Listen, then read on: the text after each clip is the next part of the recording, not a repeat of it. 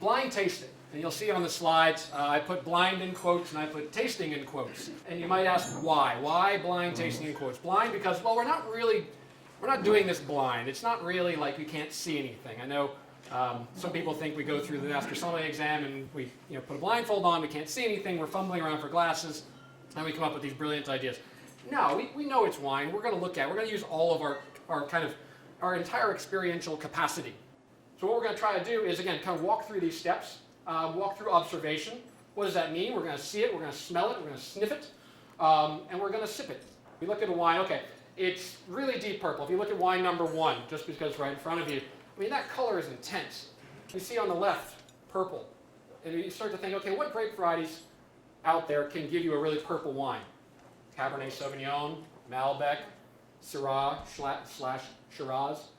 You can rule out Merlot. Merlot tends not to get as purple as Cabernet.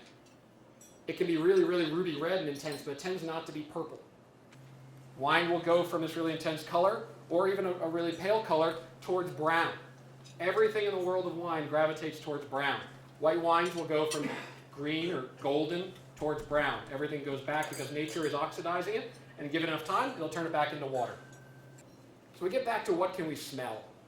And I put up there everything because it's a little cheeky, but we really can smell everything. If there's something out there, you can smell it. You think about it, I mean, we can smell rocks, you can smell plants, you can smell flowers and trees and inorganic and organic compounds. Wow, this is terrifying. I mean, look at all the different compounds that I can possibly get in a glass of wine.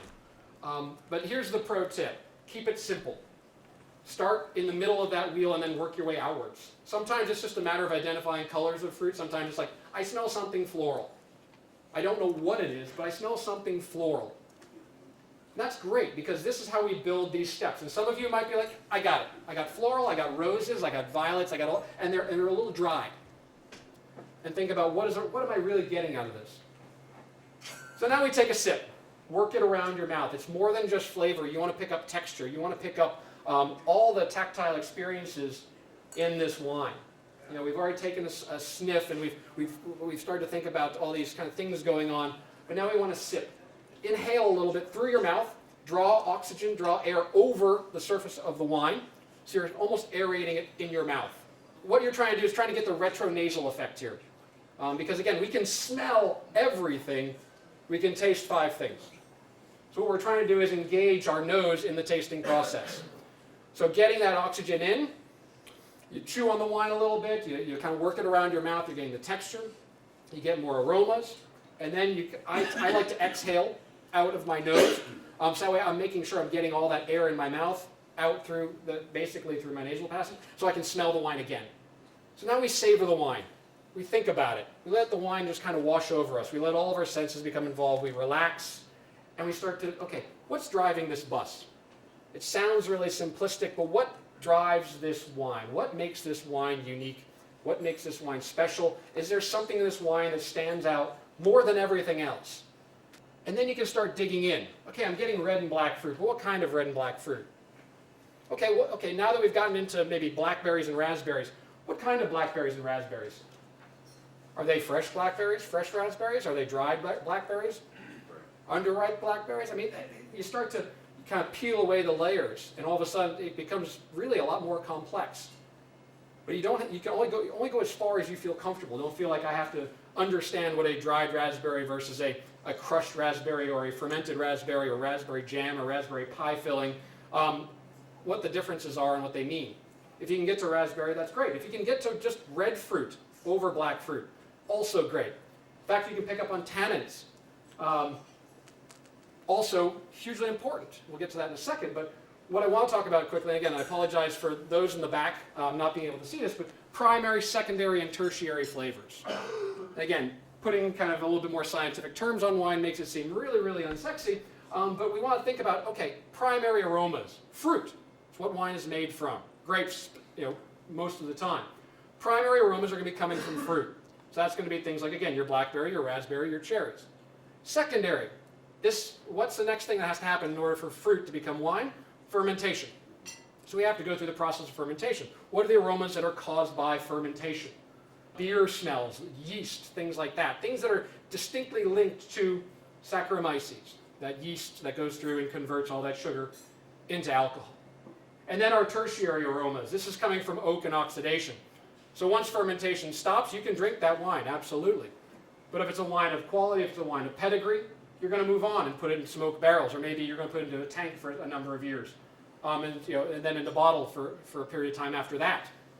Those are all the aromas, tertiary aromas. So it's important to think, when I smell these things in a wine, when I smell something like vanilla, is that primary? No, it's not. It might be driving the bus, but is it a primary aroma? No, it's actually a tertiary aroma. It's coming from oak and aging. So the question was, how do we assess level of alcohol? And this is where blind tasting gets very, very challenging, because we all have different physiological responses to alcohol. Alcohol is an irritant. You drink too much of it, it burns. Some of us can feel that burn. I start to feel alcohol kind of moving down my chest. Around 14%, I can kind of feel it right at the top of my sternum. 15, 16%, some of these kind of big, massive California Cabernets or Amarone, something like that, I'll start to feel the burn almost down to my stomach. So it's, if you feel it in your mouth, that's also your own personal experience here. But it's how you calibrate it with what's on the label or what's in the bottle. That's the key point, because I'm going to experience this wine different than every single one of you. But we have to find a way to come together, and I'm going to take my medium plus alcohol call of the wine kind of right here in the top of my chest and convert it over to Lynn's. I feel this on the cheeks of my mouth, and it gives me that burning sensation. But we're talking about the same thing. So it's really a personal thing and experiential. Acidity. Probably the least popular thing for kind of the assessment of wine to talk about, because everyone thinks, oh, acidity doesn't sound pleasant. We don't want to think about drinking or tasting acidic things. But wine is an acidic beverage. All wines have pretty pronounced levels of acidity. What I do in my perception of acid is I take the wine, I switch it around, spit it out, sip it. I feel acid kind of creep on my jawline. So for me, it kind of I think about it like lemons. So like your really super sweet lemon custard.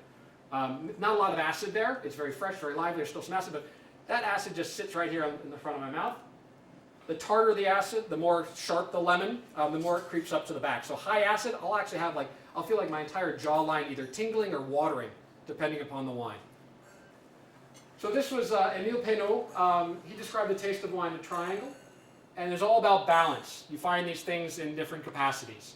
And Eric sent this to me, and I sent the presentation back to him and said, I've ruined Émile Peynaud and his legacy because I've changed this triangle. I've taken sweetness away, because a lot of wines out there in the world are not sweet. 92% of the wines out there, I'll estimate, are not intentionally sweet. So I've replaced sweetness with alcohol, because I think this is actually a little bit more important, because the sweetness of the fruit on the vine absolutely is important, but in our experience, we're going to be basing this balance off of tannins, acidity, and alcohol. Body is much more important here. And body ties into alcohol, body ties into ripeness, body ties into oak regimen. How much does this wine weigh? Is it something that's kind of thin and light and watery? I put this on the scale of kind of the dairy products, skim milk to heavy cream. If you're used to having half and half in your coffee in the morning and you have it with skim milk, the coffee doesn't weigh the same. It sounds like a strange thing, but again, we're not just tasting, we're feeling, we're experiencing these beverages in a lot more complex ways than we often give ourselves credit for. So now we're on to reflection. We start to think about things like length and balance and acidity. Now that we know what it is, and now that we know how to perceive it, we start to think about how it all fits together. Does the flavor linger? That's going to be the length. What causes the wine to linger? Oak, tannins, acidity, alcohol, glycerol, which is a byproduct of fermentation. The more alcohol you get, the more glycerol you're going to get. That can stay in your mouth as well for a longer period of time. Does your mouth water? Are you getting that really just kind of salivation? Like, wow, that was really kind of fresh and crisp and crunchy almost. Is there a warmth that creeps in? That's your alcohol content. Do your cheeks feel fuzzy? Do your gums want to kind of stick to your cheeks? Do your teeth feel fuzzy? It's going to be the tannins. And then what does the wine finish on? What's the last kind of note that the wine plays to you? And that's going to be the finish. That's going to be oftentimes the warm climate or the vintage coming into play. If it finishes warm and ripe, maybe it's coming from a warmer vintage. If it finishes a little bit dry and savory, maybe it's going to be from an older vintage. If it finishes on fruit, it's probably going to be a younger wine. It's probably going to be something that's still, again, primary in its infancy. Just some grape profiles to think about. This means a lot here in Bordeaux because these grapes are incredibly different. But because they're often blended together in small proportions, we assume they all kind of taste the same. But there are really distinct markers here for Cabernet. Black fruit. You're not going to find red fruit in Cabernet Sauvignon. It's just impossible. If you do, it's because it's not ripe. And then you're going to have problems with tannin and acid. And then with age, these wines, again, can evolve. Your fruit starts to dry out. Things like mushrooms, soy sauce, umami, leather, all start to come into play. That's a function of age. You don't often see these in youth. Merlot, the other, again, kind of major grape in Bordeaux, moving to the right bank. Red fruit and black fruit. So again, if you taste in a wine a blend of different fruit colors, it's because there's a reason. Maybe they're blending different grapes, absolutely, but maybe it's being led by a grape that is red and black fruit dominant. Things like cocoa, mocha, bay leaf, also part of the Merlot pedigree. You'll notice there's no bell pepper. Bell pepper is not in Merlot. It's a totally different kind of, Cabernet Franc is the parentage that kind of brought green bell pepper into play into Bordeaux, gave it off to Cabernet Sauvignon. Merlot came from a totally different ancestry. There is no pyrazines, no methoxypyrazine in Merlot. Very, very small quantities, if any. But it does have bay leaf and tobacco. So again, similar, but different. Think about what tastes different between a bay leaf and a green bell pepper. When's the last time anybody thought about that? Probably never. Maybe never. But this is the kind of detail you can start to get in that'll help you get a decision of, am I going to the right bank or am I going to the left bank? Cabernet Franc, for me, brings a lot of acidity. It's a little bit more in description on the sheets in front of you, but Cabernet Franc tends to retain a lot of acidity. It's a late bloomer, early ripening grape. So even in cool vintages, even in short vintages where there's frost in the spring or autumn, Cabernet Franc is pretty consistent and brings bell pepper, floral, raspberry. So when you get that in a wine, it's like, wow, it's really kind of crunchy red fruit is what I kind of describe Cabernet Franc as, versus that little bit softer, plusher, plumper red fruit out of Merlot. Or the jammy, kind of bold black fruit out of Cabernet Sauvignon. Petit Verdot, again, used very sparingly. This is kind of like hot sauce for me in the wine blend. It tends to be really spicy, tends to be really massive and powerful. Brings big color and big tannins. So a little bit goes a very, very long way with Petit Verdot. And then Malbec. Again, used in small percentages, but because globally it's become far more important in the last 20 years, I think it's important to put it up there because it is, you never know when you have a really ripe vintage and you just need something to take the edge off some of the tannins. Why does vintage matter? If you're getting a really fruit-driven wine, if you're getting something that's loaded up on fruit, and there's not a lot else that you can kind of pick out, that's important because what does it take to get lots of fruit, to get lots of sugar? In your grapes, it takes heat. It takes long growing seasons. Maybe if we taste earthiness in a youthful wine, then it's got to be a cooler year because that earth can't really overcome massive amounts of fruit. So now we're into deduction. Now it's let your experience guide you. We've done a tremendous amount of work. And again, this all has to be done in 4 minutes and 10 seconds per wine. Just became a lot harder now. But let your experience guide you. This is about your personal experience with wine. And your personal kind of, how deep into theory do you know that vintage chart, like Eric does? Can you talk about these vintages and when precisely flowering, harvested, when veraison, when did all these things happen, and what does it mean for the wine? Or is it just more about, okay, I know that 03 was kind of warm, intended to produce a little higher alcohol wine, so that's about what I am comfortable knowledge-wise. It's a step in the right direction, but use your personal experience, use your personal resources. Digging deeper, and this is all on the sheets in front of you as well, potential communes. It was like, okay, Saint Estèphe. Saint Estèphe is kind of like, you're about to leave on a trip to Napa, you packed your shorts, you're ready to go. It can be a little bit more muscular and kind of fruit dominant. you know, Poyak, there's your thoroughbred horse. There's something you know it's going to, it generally is, you know, the most long-lived, structured wines out there. Margaux is fragrant and perfumed and floral. I hate using the term feminine because it's kind of, it stereotypes in a way that I just don't think is appropriate, but it tends to be the most, you know, the most gentle, the most, just kind of erudite, if you will, experience of wine. So again, you find your own personal footnotes for these wines, and that's what you base it upon. You don't base it upon what I tell you, because then all you're doing is parroting what I say about the wine. It's more about what are you experiencing, what are you enjoying. So, now, that seems easy enough, right? Everyone's super comfortable with this. Everyone's ready. So, you have 6 wines in front of you.